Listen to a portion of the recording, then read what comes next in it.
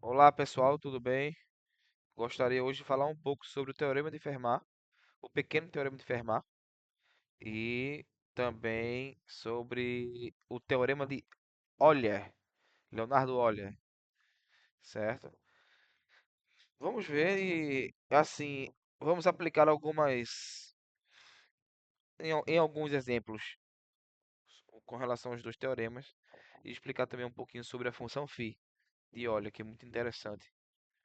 Então, primeiramente, eh,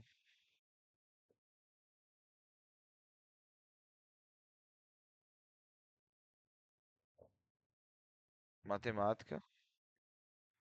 Meu nome é Sony Pedrosa.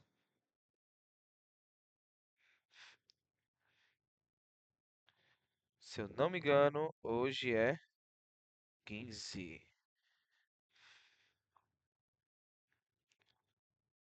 15/3/2025, certo? Beleza. Então, o pequeno teorema de Fermat diz o seguinte: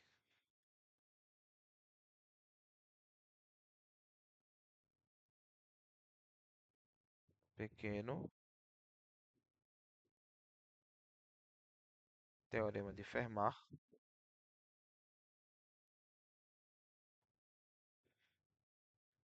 diz o seguinte: seja A um número natural,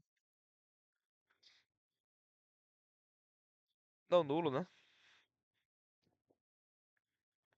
P também pertencente aos números naturais, só que também não nulo, em que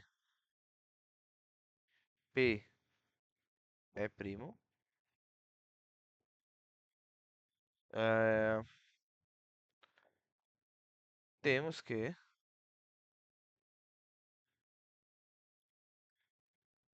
A elevado a esse primo menos um é congruente a um módulo P, né, com o MDC entre A e P sendo igual a um. Para quem ainda não conhece o que que significa isso daqui, né, congruente, o que é que significa esse resultado aqui, o que é que significa esse mod P, né, é o seguinte, vou colocar um exemplo bem básico só para vocês entenderem o que é. Supomos que eu tenho aqui 10 dividido por 3. Isto nos dá o quê? 3 no quociente e resta um, não é isso? Esse termozinho daqui, ó, é sempre o resto da divisão. Ou seja, nessa situação aqui que eu coloquei da divisão, eu poderia reescrever dessa outra forma aqui, ó. 10 é congruente a um, que é o resto, módulo, esse módulo aqui, ó, mod, significa divisão, tá? Se eu pegar o 10 e dividir por esse 3 aqui, eu vou ter resto um, certo? Então eu poderia transformar essa simples divisão aqui, ó, em uma expressão de congruência, tá certo? Toda vez que eu colocar esse símbolo de congruência, eu estou dizendo que esse número aqui é o resto da divisão, tá bom? Desse número por 3. O número que estiver aqui, eu vou dividir por esse, e o resto sempre vou colocar aqui nessa posição, tá certo? Então, nesse caso aqui de cima, é como se fosse assim, ó. Eu vou pegar esse número que está aqui, né, essa potência, vou dividir por esse P, que é esse um primo qualquer, e o que nos vai nos dar é esse resto um. Toda vez que tiver dessa maneira, A elevado a P menos um com A sendo um número natural não nulo, primo também, né? Coloquei o primo aqui, óbvio, eu estou considerando já o caso que nunca pode ser zero, né? Já que zero não é primo. Então, essa potência A elevado a P menos 1 é congruente a 1 módulo P, com o MDC entre A e P sendo igual a 1. Então, um exemplo prático desse teorema de Fermat seria assim. É, encontre,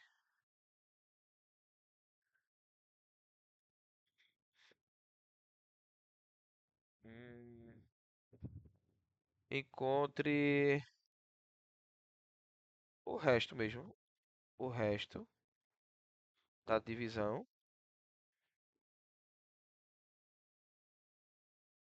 de, vamos colocar aqui, por exemplo, 8 elevado a 5.000, né? Encontre o resto da divisão de 8 elevado a 5.000 por, vamos supor aqui, por, vou colocar um exemplo bem fácil aqui, por 7, tá bom? Por exemplo, já se de uma coisa, o MDC entre 8 e 7 é igual a 1, ok? Beleza, já confirmou a primeira parte. Então, o que é que diz o teorema de Fermat? Que se eu pegar esse 8 elevar a esse primo, né? Que 7 é um número primo. O divisor, deixa eu colocar aqui, divisor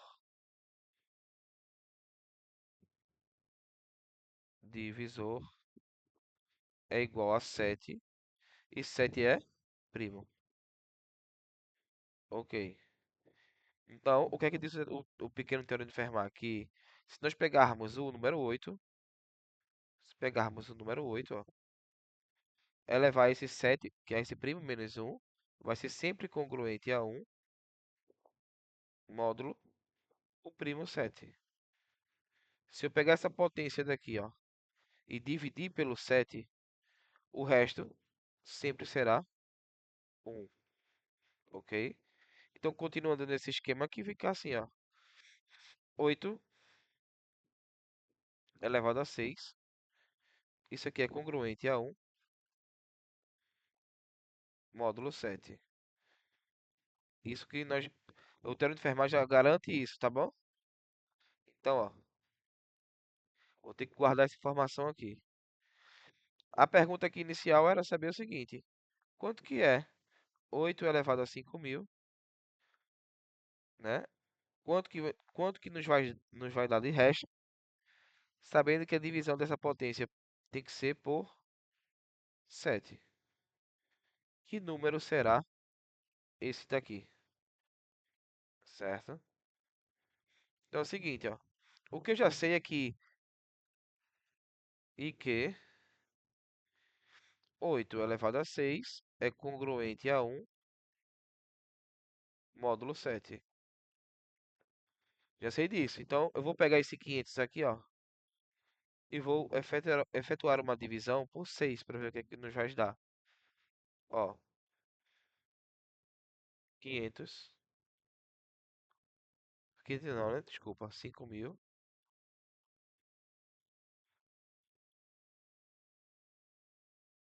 dividido por 6.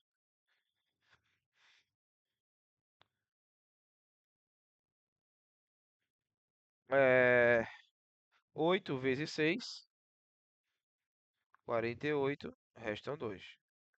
Desce o zero. 3 vezes 8 vezes 6 dá 18. Restam 2. Desce o zero. 3 vezes 6 dá 18, restam 2. Ok? Então, o que é que eu vou ter aqui, ó? Eu posso afirmar que 8 elevado a 500, a 5.000 é a mesma coisa de escrever 8 elevado a quem? Esse 500 que é o dividendo, ele pode ser transformado como sendo 6 vezes 836 e 33, 6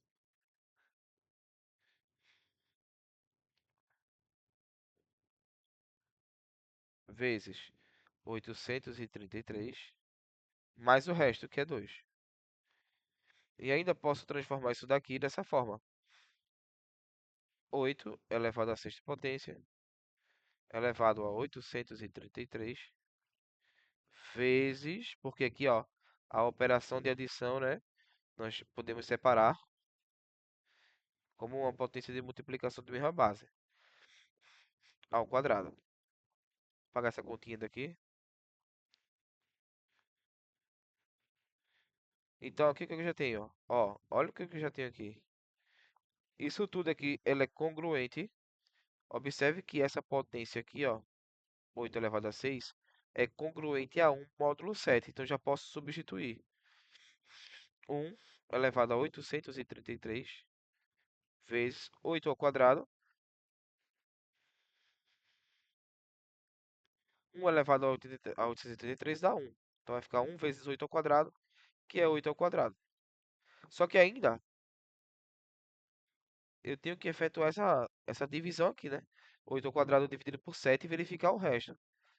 Um dos artifícios que você já poderia começar a resolver é, já de início, fazer uma outra coisinha, que eu vou mostrar daqui a pouco, tá? Ó, 8 ao quadrado é 64, né? Então, vai ficar 8 elevado a 5.000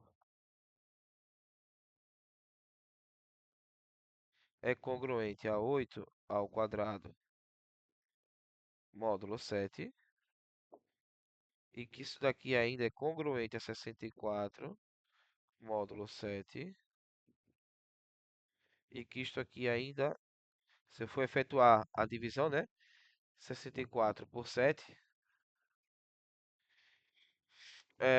8 vezes 6 dá 56, e restam 8. Não, então nesse caso eu vou colocar aqui, ó, 9, 63 e deixa resto 1, certo? Então, tudo isso aqui nos dá resto 1, módulo 7.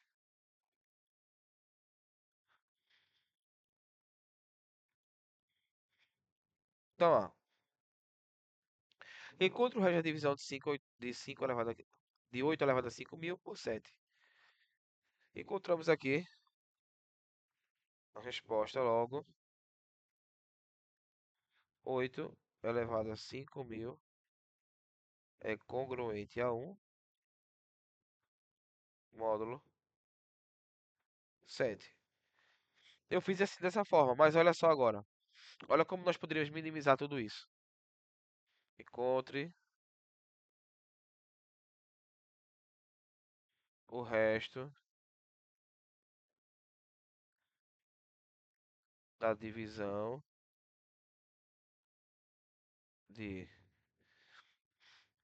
8 elevado a 5.000 por 7. Tudo bem que, tudo bem que o número 8 ele é maior que 7. Não tem problema não, tá? Só faltou colocar essa condição aqui, não foi?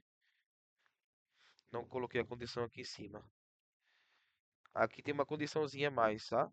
É que, no caso aqui, o 8 pode ser menor do que, tem que ser menor do que esse primo. Se for maior também não tem problema, mas olha só quando for maior. No caso aqui, o 8 ele é maior do que o 7. Olha, o oito sendo maior do que o 7, se você perceber, 8 dividido por 7 dá 1 e resta quanto? Resta 1. Então você já poderia transformar o 8 elevado a 5.000 como sendo assim, ó, congruente a 1 elevado a 5.000 módulo 7.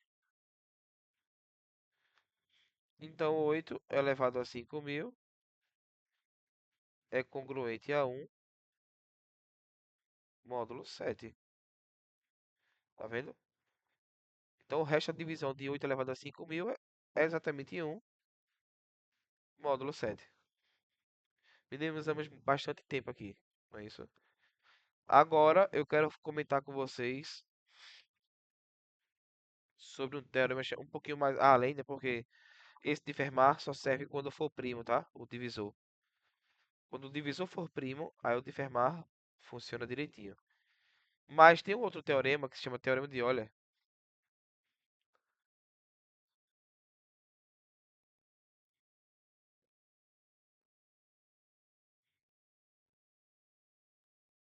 que diz o seguinte, ó.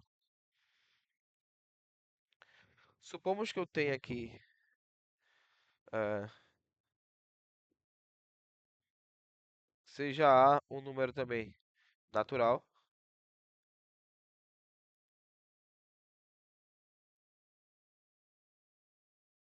não nulo, ou melhor, eu posso colocar inteiro, né? Inteiro não nulo, isso aqui positivo. Eh, N pertencente aos naturais, inteiros também, inteiros não nulo, positivo, tal que eh, vamos considerar que o MDC eles sejam coprimos, né? O MDC entre A e N seja igual a 1, certo? E nós temos agora uma, vamos chamar de uma função, tá? E que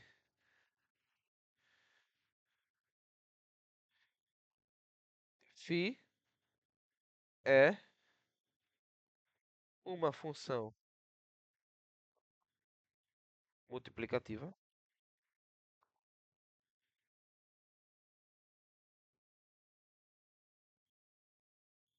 certo? Multiplicativa que satisfaz a seguinte condição, que satisfaz a seguinte condição.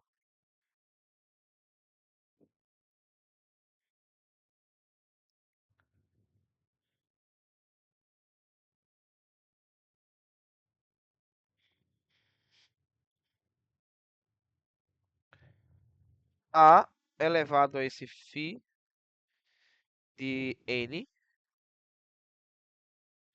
vai ser congruente a 1 módulo esse número n. Módulo n,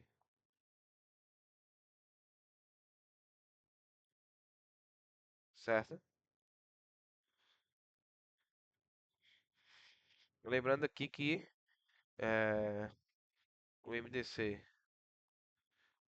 entre A e N é igual a 1 e o A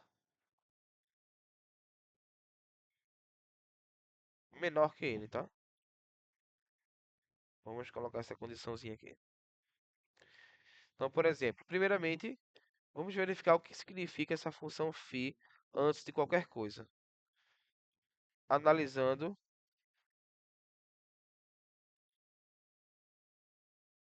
análise, não, vamos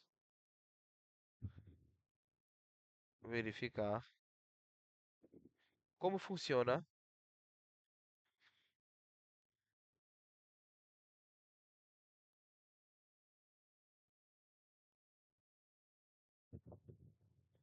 a função φ, certo? Por exemplo, o que seria φ de 8, né? O que que seria isso daqui? O que é que eu estou calculando com esse φ de 8?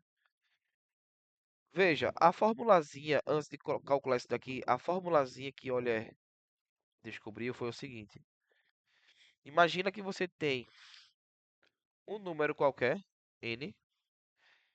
Então, o número qualquer n, ele pode ser escrito como sendo um produto de potências de fatores primos. Ó, de bases primas, né? Então, veja, eu posso dizer que n pode ser escrito como sendo produtos de primos. Primo, o P1 é um primo, alfa 1 é um número natural qualquer, vezes um outro primo 2 elevado a um outro natural qualquer, vezes um primo 3 elevado a um outro natural qualquer, várias vezes, tá? Até P mésima vez. Em que,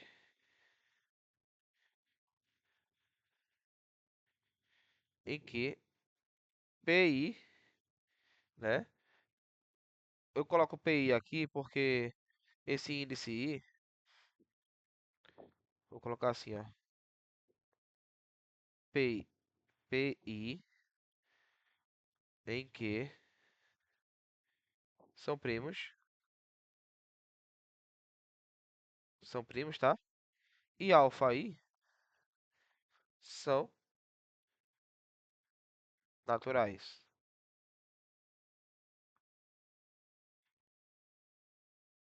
E que este I aqui, vou deixar de vermelho, é apenas uma representação, assim, ó. E pode ser esse um aqui de baixo, tá vendo? Um pode ser o 2, pode ser o 3, até chegar no último aqui que seria o M. Então, posso colocar assim, em que I é maior ou igual a um e menor ou igual a M, tá? Tô tentando escrever bem aqui, deixa eu ver.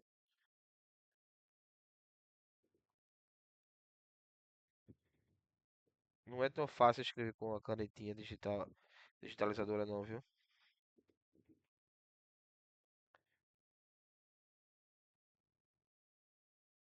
Mas vocês compreenderam isso aqui. E o primeiro primo é menor do que o segundo primo, que é menor do que o terceiro primo, que é menor do que o quarto primo, que é menor do que vários primos até o último, certo?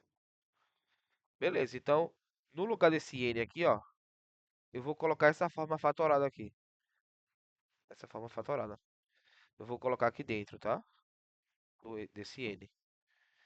Então, como é que vai ficar? Portanto,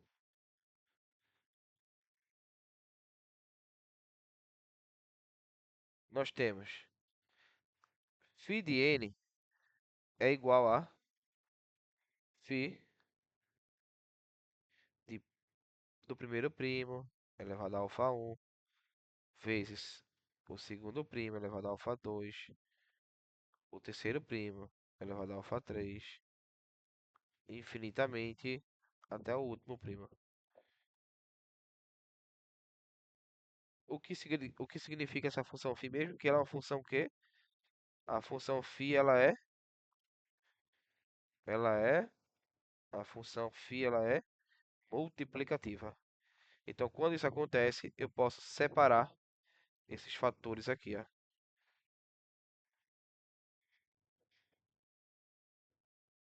Φ do primeiro primo vezes φ do segundo primo vezes φ do terceiro primo infinitamente até o φ do último primo, certo? Então, simplificando, eu tenho logo φ de n pode ser igual a φ de P1 alfa 1 vezes φ de PM alfa M. Pode ser escrito assim, tá? Mas o que seria o cálculo desse φ? Olha, o cálculo do φ, na verdade, né, o número que nós vamos encontrar do φ é exatamente o total de números que são coprimos com determinados números que que nós iremos analisar. Por exemplo, se eu colocar aqui, colocar um exemplo básico para vocês entenderem. Φ de 8. O que seria, na verdade, Φ de 8? O que é que eu estou calculando com isso? Veja, no caso do 8, como ele não é primo, o 8 não é primo. Mas eu posso escrever o 8 assim, ó, como sendo 2 ao cubo. Observe agora que o 2 ele é primo, tá? Aqui é um número natural qualquer. Então, ó, para determinar quantos números que são coprimos com 2 elevado a 3, ou quantos números são coprimos com 8, eu vou até colocar aqui na ordem crescente do alfabeto, na ordem numérica do alfabeto, na ordem crescente, ó, até o 8. 1, 2, 3, 4, 5, 6, 7, 8. Aí eu quero saber qual dessa lista aqui, dessa lista, quais são os números que são coprimos com 8. O que que isso quer dizer? Que o MDC entre 8 e algum desses aqui da lista seja igual a 1.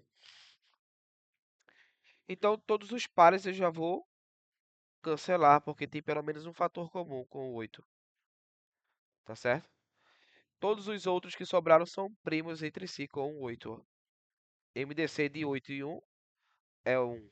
MDC de 8 e 3 é 1. MDC de 8 e 5 é 1. O MDC de 8 e 7 também é 1. Então, quantos números que sobraram aqui? O resultado disso aqui vai nos dar 1, 2, 3, 4. Então, aqui, isso aqui nos dá 4. Mas se eu não quisesse escrever uma listinha dessa e descobrir esse resultado 4, né? Como é que eu faço para descobrir? Sabendo que o 8 pode ser escrito como sendo 2 ao cubo. Tu poderias fazer assim, ó. Pega essa potência 2 ao cubo e faz menos esse 3 menos 1. Vamos ver se realmente vai dar certo. Sempre menos 1, tá? 2 ao cubo é 8. Aqui vai ficar 2 elevado ao quadrado. 2 ao quadrado é 4. Então vai ficar 8 menos 4. E dá 4, tá vendo? Não precisou fazer a lista para descobrir esse 4 aqui. Então, resumindo,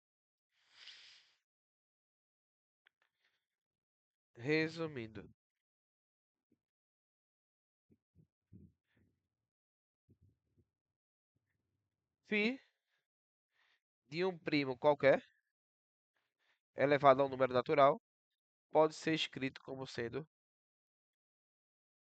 esse primo elevado a alfa menos esse mesmo primo elevado a alfa menos 1. Eu acho melhor escrever assim. Tem uma outra forma de escrever isso aqui, que é deixando na forma de fração, tá? Mas eu prefiro escrever dessa maneira mesmo.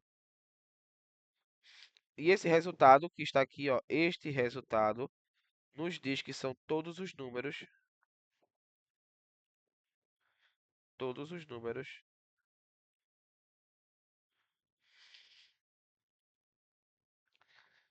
é, não é todos os números, na verdade é a quantidade de números, né? A quantidade. Tem gente que chama o número, tem gente que troca essa palavra quantidade pelo número. O número de números que são coprimos com esse p elevado a alfa. Eu prefiro colocar assim, a quantidade de números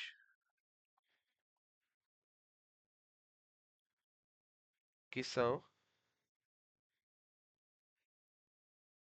coprimos com p elevado a alfa. Esse coprimos é porque o MDC entre um número qualquer, A e B, Se for um, é porque o A e o B são coprimos entre si. São primos entre si ou coprimos, tá? Pronto, beleza. Já sabemos que a função φ, ela determina a quantidade de números que são coprimos com o p elevado a alfa, ou com o número em questão que tiver aqui dentro, tá certo? Então, a formulazinha de Euler, que é essa daqui, ó, que é muito importante, essa formulazinha aqui, ó, vai ser muito útil para a gente calcular bastante coisa. Por exemplo, ó, aqui, ó, determine, olha que exercício massa. Determine, parece ser até impossível, né? Determine o último, o último dígito de 3 elevado a, vamos colocar assim, 400. Pronto, eu quero determinar qual é o último dígito de 3 a 400. Imagina se eu fizesse 3 vezes 3 vezes 3 vezes 3 vezes 3 vezes 3, 400 fatores do 3. E no final calculasse tudo isso e fosse descobrir apenas o algarismo da unidade desse resultado. Olha que demora iria ser, né? Então por isso que vem essa técnica de Leonardo Euler. Por quê? Quando eu quero descobrir o algarismo da unidade, gente, da unidade, eu tenho que pensar na divisão por 10, ó. Eu tenho que pensar na divisão por 10. Se eu quisesse descobrir o algarismo da dezena, eu teria que pensar na divisão por 100.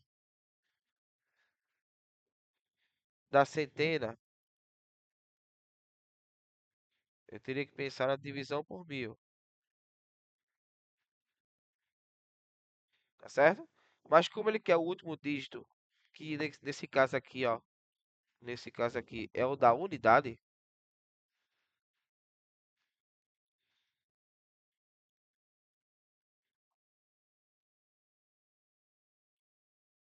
então eu tenho que pensar nesse caso na divisão por 10. Então vai ficar assim. Vamos lá, vamos ver como é que fica.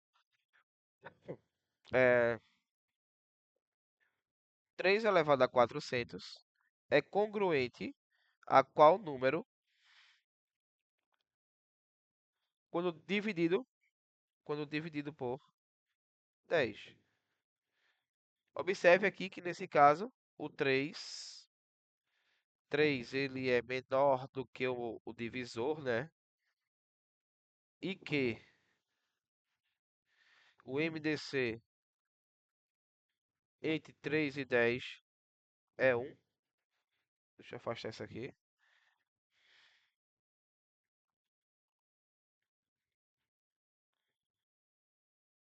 Isso aqui é igual a 1, certo? Já temos essas duas condições aqui. E agora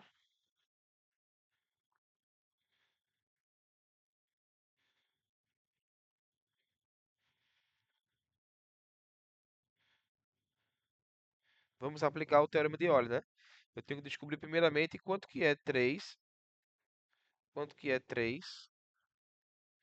elevado a φ de 10, porque se eu fizer isso, eu vou descobrir que isso daqui nos garante que é 1 quando eu aplicar o módulo de 10, né? Isso já nos garante que é 1, tá? Então vai facilitar bastante a nossa vida. Então eu tenho que descobrir quantos são a quantidade de números que são coprimos com 10. Quantos números são coprimos com 10 da sequência de 1 até 10, né? Então vamos ver aqui. Olha, φ de 10, 10 não é primo. Então eu posso escrever isso aqui como sendo produtos de primos, ó.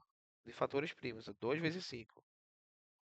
Então, como a função φ é multiplicativa, eu posso separar dessa forma aqui, ó. E o 2 agora é primo, 5 é primo.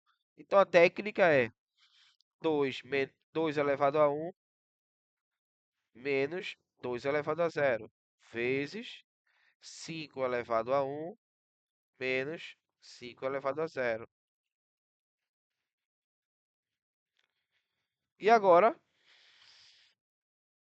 φ de 10 pode ser escrito como sendo 2 elevado a um é 2, vai ficar 2 menos um vezes 5 elevado a um é 5, 5 elevado a zero é um, 5 menos um 4. Então, portanto, φ de 10 é igual a 4. Isto nos diz que da sequência na ordem crescente de 1 até 10, existem 4 números nessa sequência que são coprimos com 10, tá certo? Beleza, já achamos o φ de 10. Segue-se que?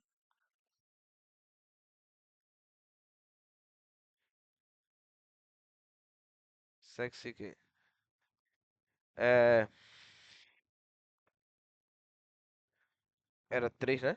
3 elevado a φ de 10 é congruente a 1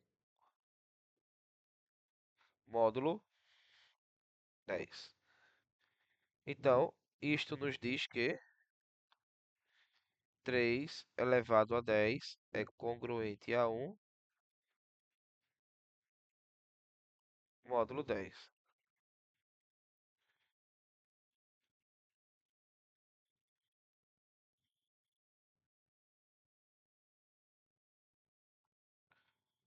Beleza? Então, como é 3 elevado a 400, ó, eu posso colocar assim, ó, 3 elevado a 10, potência de potência. 10 vezes 40, né? 400.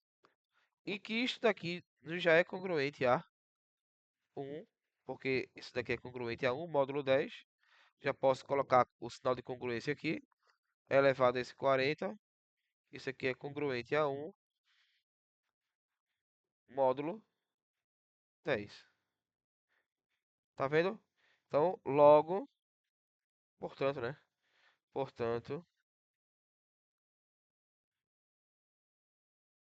portanto, é,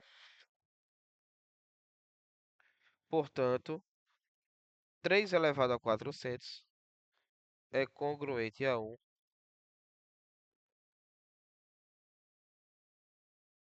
módulo 10. E isto aqui nos diz que, como o resto final foi 1, eu posso afirmar, então, o último algarismo, o último, então, o último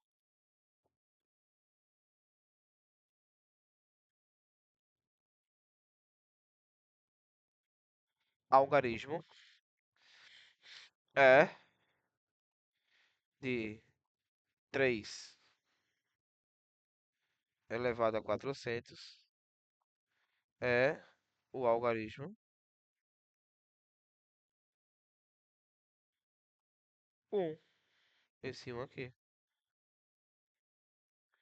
tá vendo?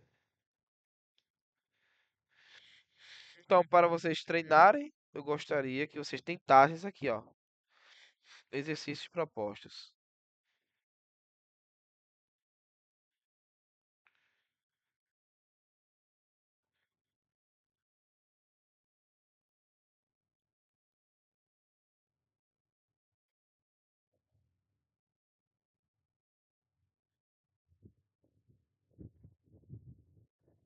Encontre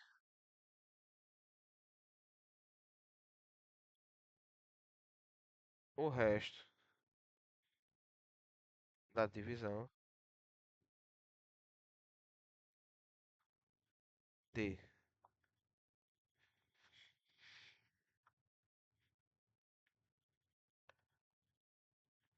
letra A, 2 elevado a 1000. 2 elevado a 1000.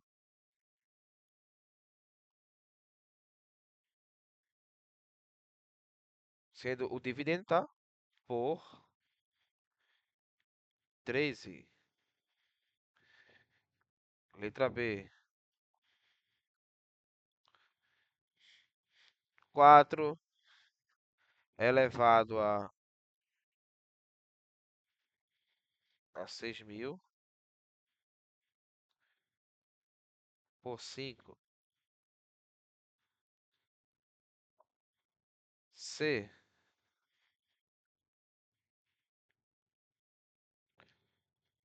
7 elevado a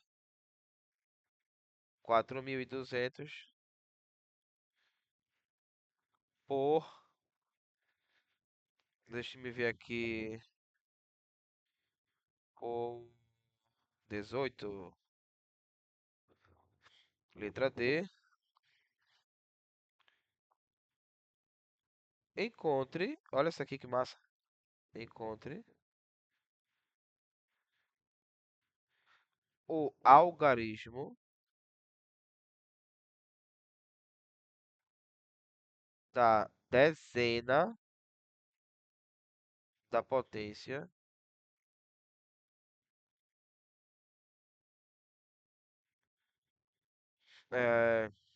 3, 3 elevado a 8000.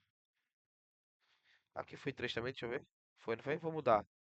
Vou colocar aqui sendo 4 elevado a 8000. Encontre nesse caso aqui. Não vou colocar 4, não. Vou colocar, deixa me ver, um número bem legal aqui. 7. Pronto.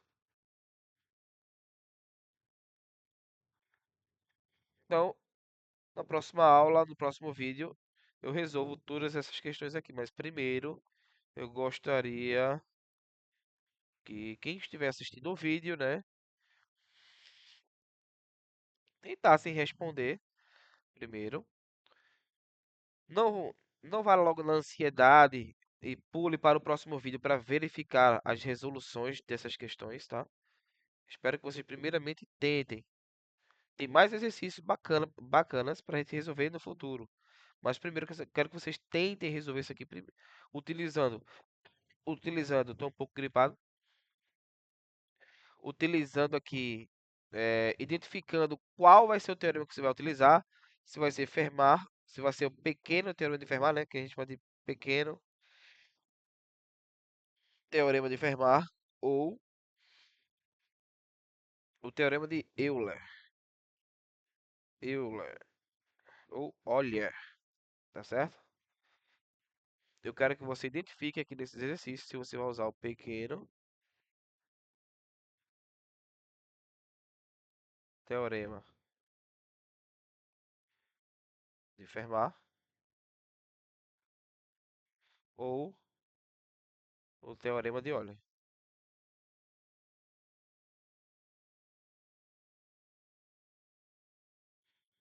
Esse PDF vai ficar salvo, quem quiser. Esse PDF aqui por completo, é só mandar uma mensagem lá no YouTube mesmo, tá bom? Mandar seu e-mail que eu envio. Então, até mais, até a próxima aula e bons estudos. Valeu!